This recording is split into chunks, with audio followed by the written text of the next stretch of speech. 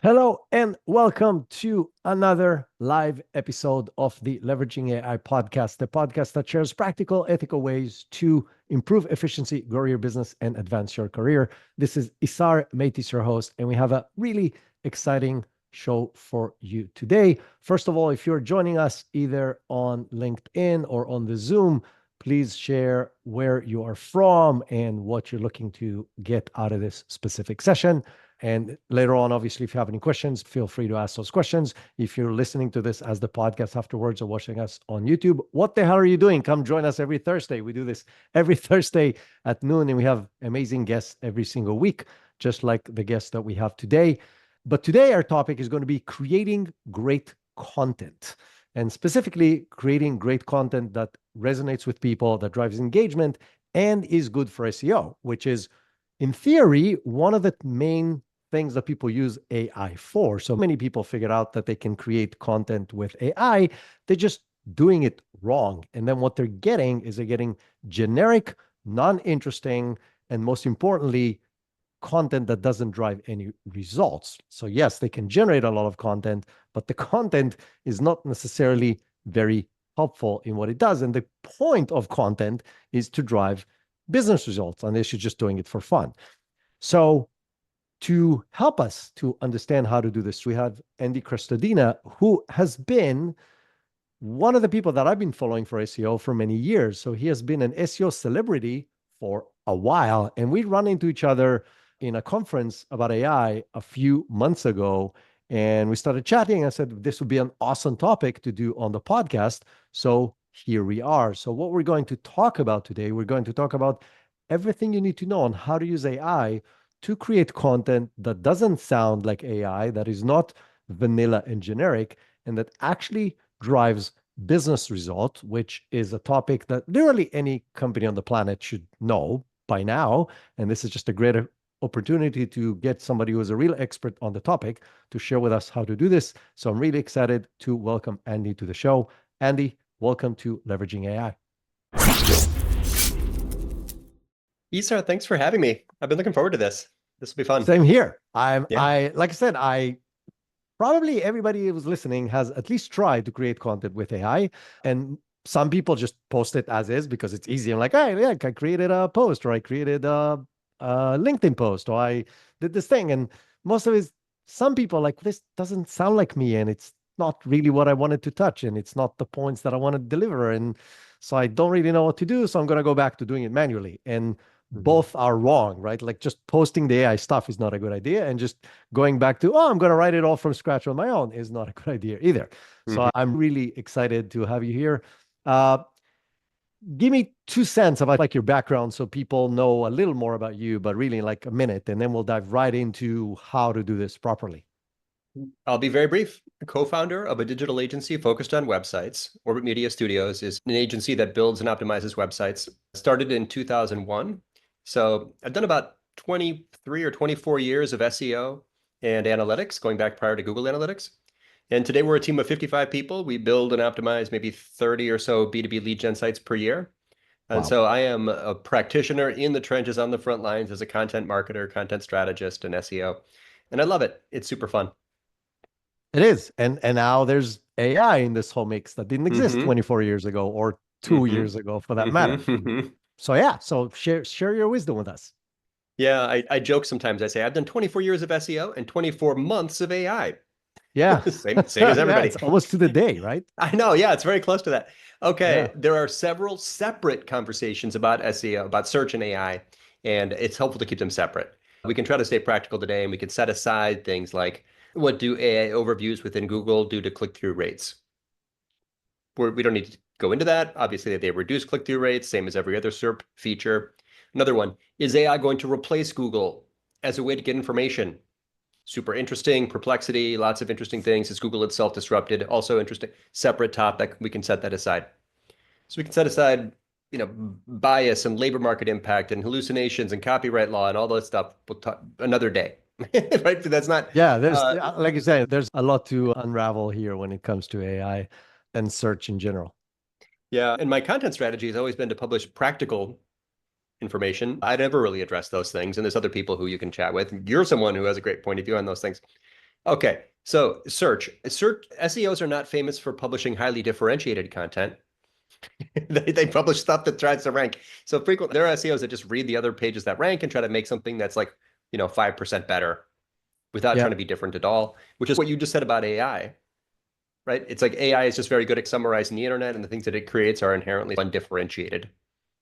I It's literally summar had a chat with a guy yesterday who has a, on one hand, brilliant, on the other hand, exactly what you're saying, platform that knows how to go to your competitors' website, see what they're ranking Mhm. for, pull up the keywords and write new content based on that.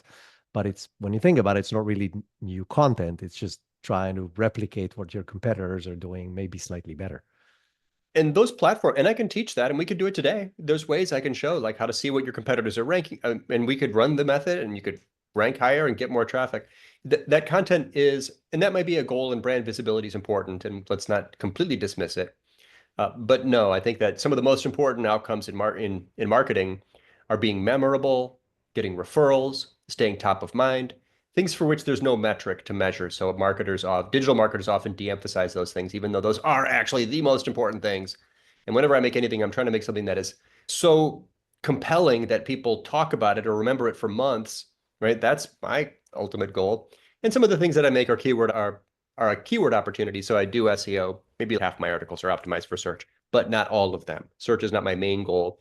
It's one of the channels through which we can promote content.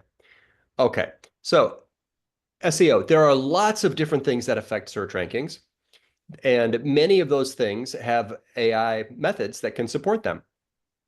For example, are there technical SEO opportunities? You can write a prompt that audits any page to identify missed schema structured data opportunities. And I could write and read the prompt now. You could write it yourself. Here's a web page, list missed opportunities to add schema and micro formatting to this to have better structured data to appear better in search results. It'll do that. Extremely This good at sounds that. so much fun. No, it's not. I'm just Technical SEO is not, yeah, and it's funny because tech SEOs aren't really user focused anyway, right? They're trying to be better for the crawl. It's not, Yeah, I don't yeah, think yeah. that, I agree. I'm not really mostly a technical SEO, I'm mostly a content marketer, but there's a method for that. Hey, link popularity is important. AI can help you find blogs to pitch to and help you write your pitch. Hey, content should naturally attract links. What kind of content does that? Original research attracts links much more than any other format for content. Okay, there are prompts that will tell you exactly what topics you could cover that other blogs are likely to link to. It sounds like this. Here's my persona. We haven't touched on it yet, but I always believe in giving AI a persona first. I know you agree. Most people I think have figured this out. AI might as well stand for average information until you give it your persona. Yeah. Okay, so here's my persona. Based upon my persona's information needs, right? Give me a list of topics that are frequently asserted but rarely supported with evidence in my audience's industry. Wow, here's a whole bunch of things that no one's written or hardly ever written that would definitely attract links because they support other people's assertions. Brilliant move, right? Great content strategy. It'll tell Yeah. you what other blogs aren't covering. That's an awesome, I'll, yeah. I'll, I'll add something to that. Recently, I interviewed the CTO of U.com, Hmm. and it's a brilliant, amazing research tool. And you can throw this kind of prompt in there, and it will give you a very detailed, highly researched, 120 sources summary of ideas on the prompt you just gave. So it's way beyond what you're going to get from tools like Google ChatGPT, or yeah. OpenAI Yeah. or Claude or any of the other ones. That sounds really powerful. That is such, AI can do gap analysis on the internet in general and tell you what has not been written yet or what are the claims people make that aren't supported with evidence. And then you go produce that content, you'll attract tons of links that way. Original research has been a goldmine for us for link attraction. So these are all different methods. You can tell AI to act like a quality rater and using the quality rater guidelines, give feedback on a URL. That's another SEO, AI SEO method. But mostly what I do when I meet with people and their goal is traffic, I use I use normal tools to find phrases for which a page ranks, but not yet high. And then I take the page and the keyword and I give it to AI and I say, suggest copy edits to this page that would better incorporate the semantically related phrases. We could do it together, actually, if you wanted to live demo a method. But it's really interesting because most pages rank for phrases that aren't on the page. So just by Interesting. incorporating the phrases for which a page ranks but are absent, that page will rank higher. It's semantic SEO. It's been the method for SEO forever. And so AI can help you identify those and then actually take the next step, which is why it's more powerful than typical SEO tools, and write draft copy or new paragraphs or new sentences that better incorporate the semantically related phrases. It's magical when you see it work. So first of all, my question, and I assume the answer, like SEO tools usually know this stuff because they're connected and crawling like a gazillion tools. How does ChatGPT figure it out? Like, how does it know what you rank for? It doesn't know that, and you'd have to use a tool to export that list or choose the key phrases Got it. from So you there. start with an Ahrefs or one of the other SEM Rush or one of those, Yep. and then you take the data from there, upload it to ChatGPT, and then ask the questions. Exactly. And that's the more thorough way to do it. But if you're not maybe you're not an SEO and this is not a thing you do every day and you don't even have one of those tools, it can emulate that first step. If you just give it the page and the key phrase and say, what are the semantically related phrases for this primary target key phrase? Mm, It'll give you a list. yeah. It's a good list. AI is amazing at language generation and summarization. So it's actually, if you scan through that, any SEO, expert SEO, scan through that list, and they would agree this is actually really good, right? These are clearly those semantically related phrases. And then you have maybe another prompt or two, and we could do this exercise live. It will then come back with you'll end up with a list of phrases for which, phrases that are adjacent to the primary target key phrase. Now give it the page and say, suggest copy edits to this page that will improve rankings by better incorporating Mm. the semantically related phrases from the list. And it will just make a bunch of sentences for you, showing the original in the draft and the original in the draft. And you just scan through, and there's probably out of, let's say there's 10, there's probably 4 that don't hurt the flow for the reader, that are maybe even more compelling, more specific. Of course, if it sounds spammy or keyword stuffed or off-brand, just ignore it. I think they sometimes judge AI too harshly based on an output. Of course, most of what it gives you might be useless. That's fine. But the few things that it does that you take are exactly the types of things that impact rankings quickly. Because if you use the tool first, the SEO tool first, this will show you the phrases for which you almost rank high already. It's Yeah. very effective. So I want to summarize and I want to add something from a tools perspective that I think will be interesting for people. So first of all, a quick summary. What we just said is think about the topic you already wrote about that already exists on your website. Don't give the AI the web page, just tell it the topic and say, okay, Yes. what related topics I should include if I'm going to write about this from an SEO perspective. It's going to give you a list, then give it the page, then have it compare what's on the page to the keywords that it suggested or the phrases that it suggested, and then ask for potential recommendations. So I'll add one thing, and it's actually a very interesting thing because it happened 2 days ago with a whole new announcements with OpenAI. So Canvas has been around for a couple of months. It's an incredible tool that allows you to really work together with the AI. So you can have the AI write a draft, but you can go in there and make changes or highlight one paragraph and ask it to rewrite it based on anything you want. But now they've added Canvas into GPTs, those media automations. So you can literally build a media automation, a GPT, to do what Andy just said. You can build an automation where all you do is you drop in a keyword, and then it will give you the related phrases, and then it will ask you for a link, and you will give it a link, and then we'll open it in Canvas and we'll make suggestions literally in comments on the side, just like you write comments on a Word document. And then you can pick and choose the one you wanted to implement, and it will implement it straight in your document. You copy and paste it back to WordPress or whatever it is that you're running your website, and you're done. And you can do this whole process in 5 minutes per page, which is way Sure. faster than anybody has ever done this before. Canvas is a major improvement. I have only experimented with it a little bit, but it really needed ChatGPT really needed that UX change, right? Because it Yep. was awkward before, tabbing between things. It all Yep. happens in the one tab now. But yeah, I would still manually move these things into WordPress or look at them carefully or add more formatting Yep. because inevitably, whatever ChatGPT or whatever your favorite tool is, creates for you, it doesn't have things like internal links or True. images or contributor quotes or your specific examples or data from your own or other research you've already conducted other places.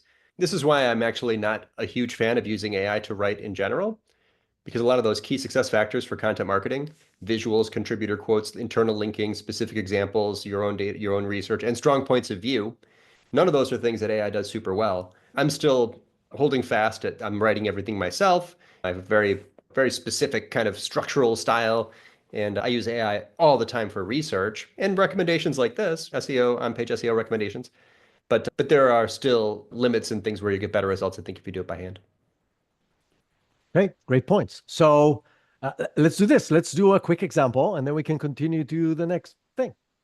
Sounds good. I'm going to share my screen. If this is an audio format for you, you can come back and see it on YouTube. Or Isa, how do you want to frame this? Yeah, first of all, we're going to describe everything we're doing on the screen, but also you can go watch this on YouTube. The link is on the show notes of the podcast if you're on the podcast platform. But if you are driving right now when you're listening to this, then don't watch the YouTube channel. Just keep on listening. We'll explain everything that we're doing. Yeah, we'll explain it all. Don't. Okay, and you should be here live anyway. Yeah, Thursdays. Put it on your calendar. This is happening absolutely. every week. Okay, so I picked a random page. This is not a company I know. Probably anybody could quickly make recommendations to this page. We picked an easy one. I just searched for like supply chain consulting and went to page 5 in Google and found a page.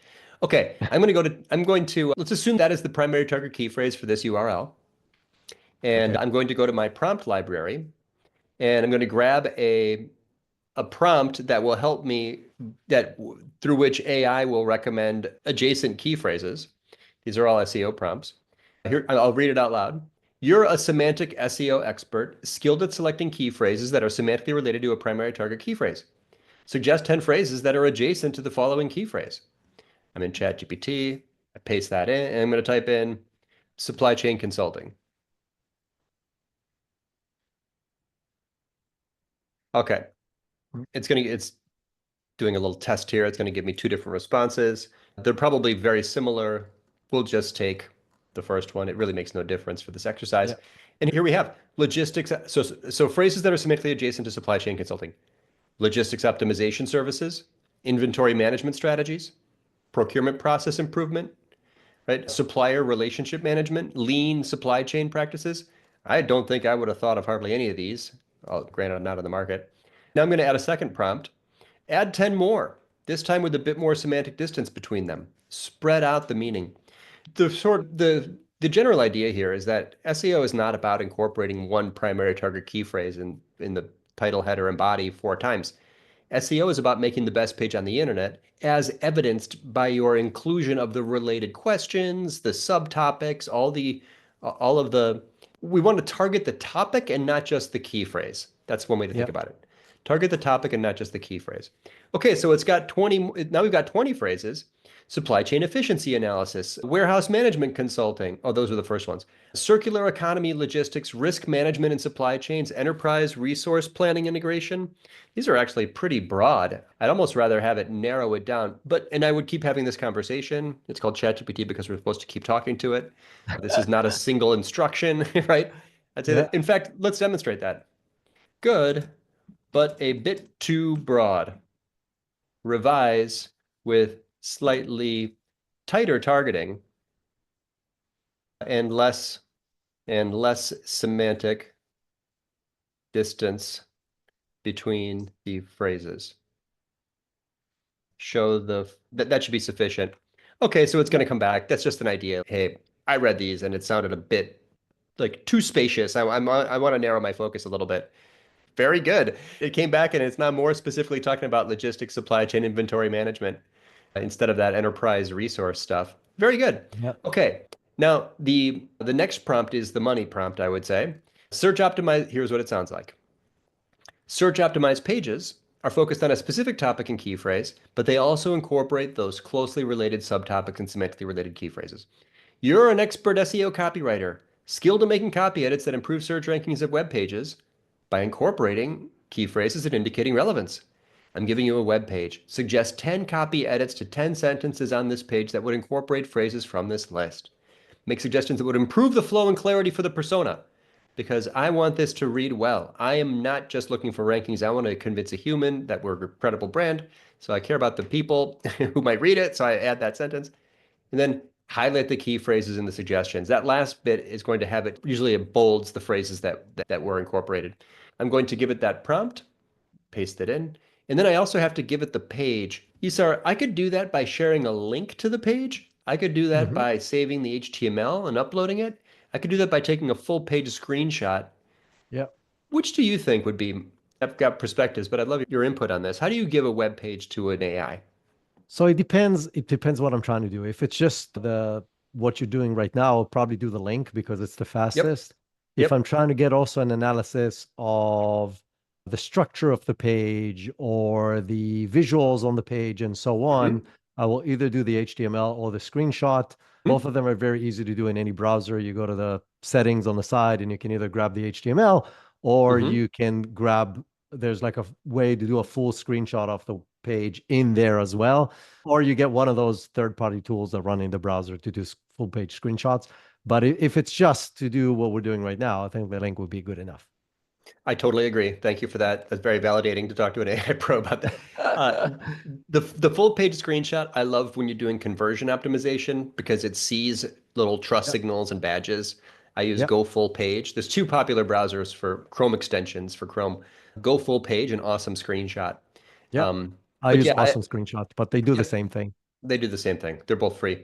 So what this, but per your input, I gave it the link, and that's perfectly sufficient because we're just doing copy edits. Yep. Okay, if this was a baking show, we'd take this out of the oven. Let's see what we got. Our team's, this is the original text. Our team specializes in optimizing your supply chain for maximum efficiency. Perfectly good sentence. It's suggested revision. Our team specializes in supply chain efficiency analysis to maximize operational performance. See how it incorporated an additional semantic key phrase, supply chain efficiency analysis, and it bolded that text? Next one, we help businesses improve their logistics operations. It revised it to say, we provide logistics optimization services to enhance your transportation and distribution processes. That is actually a great way to incorporate a commercial intent key phrase, logistics optimization services. That's the services related key phrase. That's excellent SEO. Thinking of ways as a writer, we all do this, right? Think about a way to get that service, that commercial intent service related phrase into the copy. Yeah. I'll read one more. The original sentence on that page, written by a human, was effective inventory control is crucial for business success. I agree. The revision it suggests is implementing robust inventory management strategies is crucial for business success. So it changed inventory control to inventory management strategies.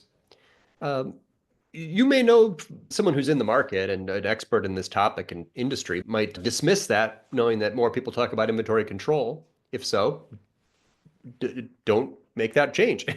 But you may have good reasons to believe that inventory control might not attract as a very qualified visitor.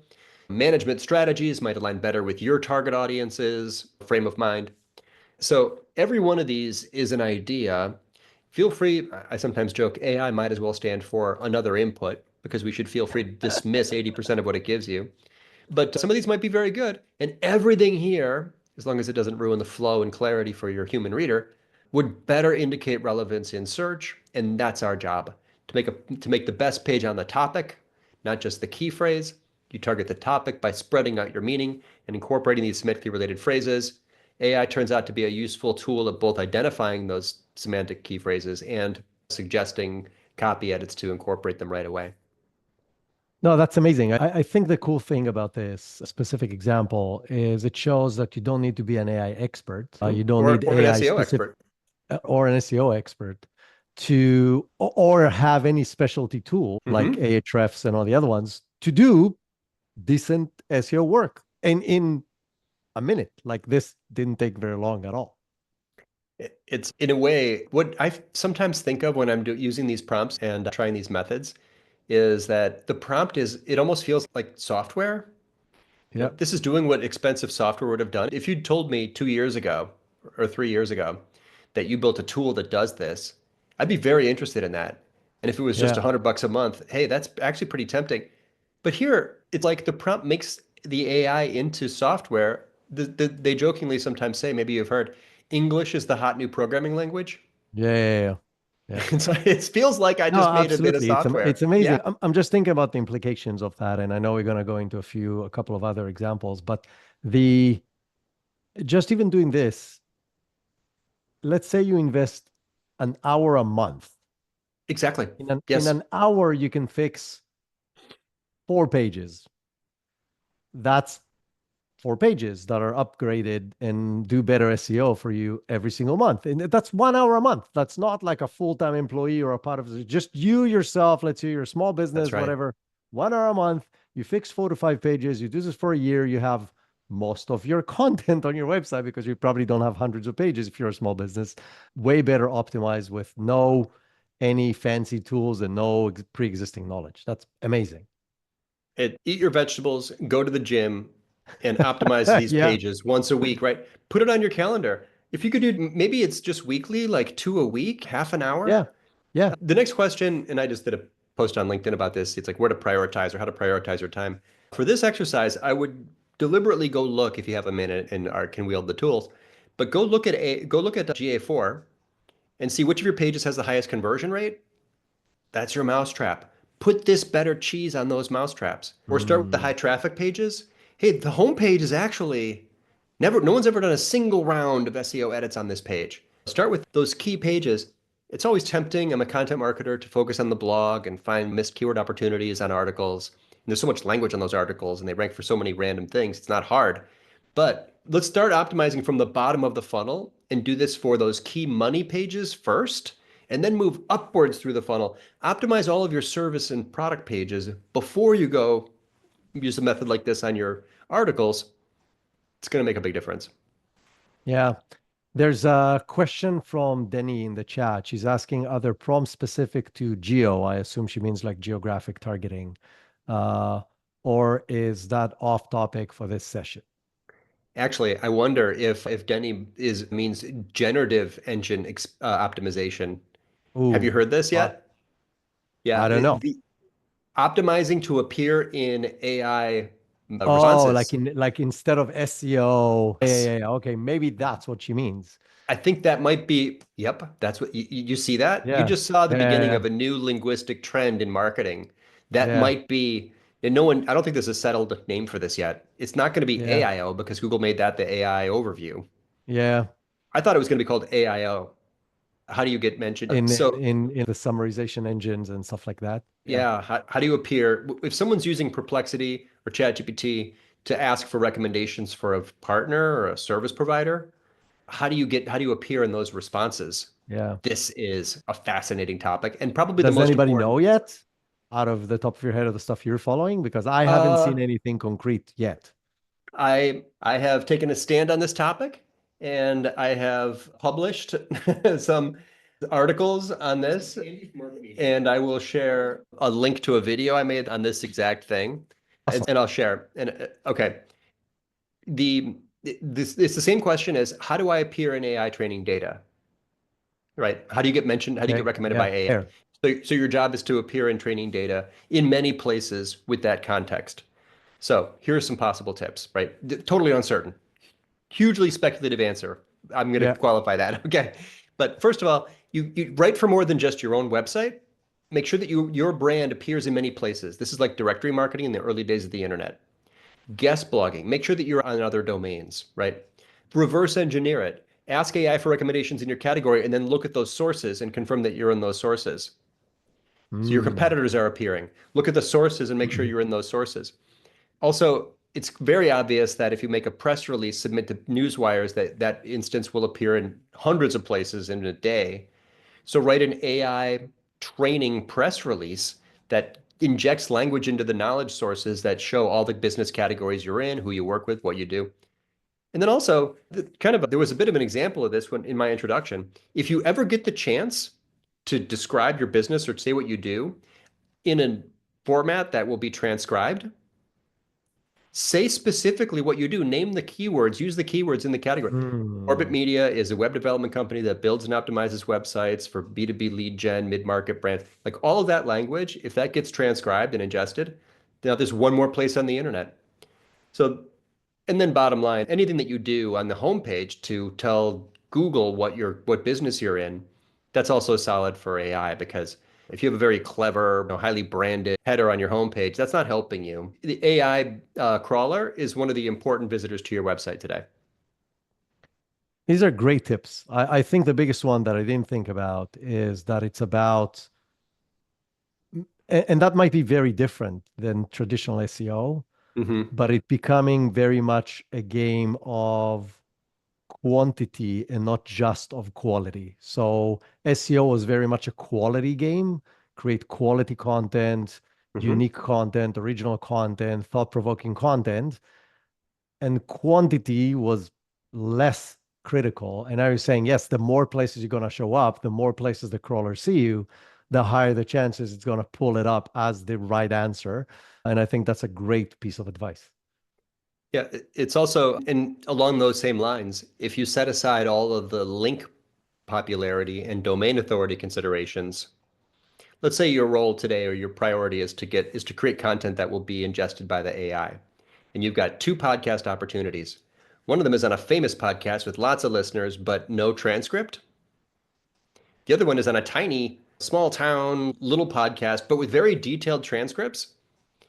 Right? The second one might actually be better for getting AI mentions, generative engine optimization, if that's what we're going to Yeah. call it, because AI doesn't care if that page has a lot of links on it and this page does not. It all Yeah. just goes into the mix. Yeah. So links become a completely separate thing. But original content and quality, I think, will matter in contexts where if you can create word of mouth or people talking about you in these, like in communities, like Reddit seems to be Yeah. prioritized or have a heavily weighted thing. First of all, make stuff that's memorable, that's top of mind, that creates word of mouth. That is important forever and always and no matter what, even if there was no Yeah. AI or Google. Yeah. But now, if you want to be really tactical about it, yeah, you have different considerations and ideas for targeting and topics. But get really good at your elevator pitch and using that basic blurb about the category you're in and make sure it's everywhere. Great points. I think we have time for one more thing. If you want to show another little tool or strategy or something that we can use, that would be fantastic. While you're picking that up, I will say something about what you just said as far as saying what you do in a clear way and using AI and all the other stuff we just talked about and appearing in the AI tools. The other thing that we need to remember, and nobody knows where it's going, is that more and more the internet is going to be used by agents versus people, which raises a whole other list of questions like, okay, so how is the content should be built to be optimized for agents versus people, and how should it be structured and so on. And that's coming faster than we think. I think in the next 24 months, we're going to see more and more agents that are doing stuff for humans, whether companies or individuals. Yeah. And that will drive a lot of change as well as far as how the content is structures, almost to the point that we'll need two separate versions of our website, one that's going to be optimized for agents and one's going to be optimized for people. And there's going to be like a ghost version of each page to be optimized for other things. But that's way beyond our topic for today. I find that so fascinating though, because that's where we're going to go. That where, people are using agents to take the next step and to make everything robot friendly. In the end, websites are only partly about UX. They're also much more than ever about injecting data into other places where you can appear. Okay, I'm going to share again and give Okay. an example. Here's one more AI method. For this, I'm going to start with a tool because a tool is the only way to do it. I'm going to use SEMrush, which is maybe the most popular tool. So this one Yep. is one where this is a bit more for the pro SEO or people that have access to a tool like this. Millions of us do. Okay, I'm on the keyword gap tool and I put in four websites. In this case, I'm a space launch services company. This is a deck from a conference. And I put in three competitors. And it shows me the overlap between our key phrases. Very attractive report, right? It shows you the key phrases you rank for and they rank for and where there's common overlap. I've got just the home pages in here. So when you For those scroll of you who down, don't see, it's just a Venn diagram and then a table under it. And the Venn diagram shows you the keywords in different mhm. colors. And then the list just shows you the actual keywords versus the Venn diagram. Thank you. Yes, exactly. So there's columns on this table that show the phrases I rank for, the phrases they rank for, and you can see when I'm a zero and they have numbers, that means they rank, but I don't. Keyword gap analysis. Now, this is and my mouth waters every time I see an export button because I love uploading data to AI. So there's an export button here. And when I export that file, it's got all of the keyword, it's a spreadsheet, a CSV file that shows all the keyword performance for all of these websites with me as the first column, basically. I upload it. Here's the prompt. You're an expert SEO and a marketing data analyst. I'm giving you keyword data showing the SEO performance of my homepage, column B, compared to the keyword performance of these competitors, column C, D, and E. Can you analyze? And it comes back and it, of course, does a great job of analyzing. Subsequent prompt. Your goal is to optimize my homepage to rank for more of the key phrases that I do not rank for, but my competitors do. Which additional commercial intent phrases are the best opportunities for my homepage based on the ranking of the competition? So basically, rather than crunching through that whole giant file and doing it manually over hours or hiring an expensive consultant to sift through the data, ChatGPT can right away tell you which of these phrases that you rank for but they don't, and then actually the next step is to create a chart. I could do the copy edits as we just mentioned, but here's a prompt I love using. I write this a lot. Draw a chart visualizing the relative size of the opportunity of the keywords, right? Or draw a Mm. heat map matrix that shows the opportunity, right? I'm always asking AI to draw charts for me because it works great in content. It's good for meetings, PowerPoint, and it's just the easy way to learn and get insights. So what it did was it made an opportunity, devised a new metric called the opportunity score. And based on search volume, keyword difficulty, and the CPC, cost per click, that's the paid search equivalent, and comes back and basically lists the phrases that it thinks I should focus on based on the rankings of my top competitors. So bring that to a meeting, and you're going to look like a wizard, first of all, when you point out, like, hey, these are the phrases that they rank for and we don't, and this is how we should prioritize them based on the analysis of the AI. The next prompt writes itself. Here's a copy of the homepage. Apply your SEO expertise and write additional paragraphs to target those high opportunity score phrases. Copy in your So homepage. just to put things in perspective, how brilliant this is, you would have paid $5,000 to a marketing agency to give you this that we And it just took did in 35 seconds using ChatGPT. to be honest, I think it's worth more than $5,000. I No, mean, I'm saying, but yeah, just yeah, to I do this, agree. just to do Totally that agree. quick analysis for Totally somebody, agree. you would pay That's that right. amount of money. And the And I impact to agree my with you, it's business worth might more be, because yeah, if it drives traffic to you, then yes. it might help us make $100,000. Yeah, If a consultant offered to do this for you for 5 grand, it's probably a good deal. yeah, But I actually, agree. now you know how to do it for free in minutes, right? Yeah, It takes I'm making it look really easy. I actually experiment with prompts all the time, and many of of my course. experiments are failures. So I've spent hundreds of hours on prompts that did not work and still don't work. I keep trying. But this method here, you can see, is a way to quickly get insights and ideas and recommendations. Again, feel free to dismiss most of them, but there are probably a few nuggets.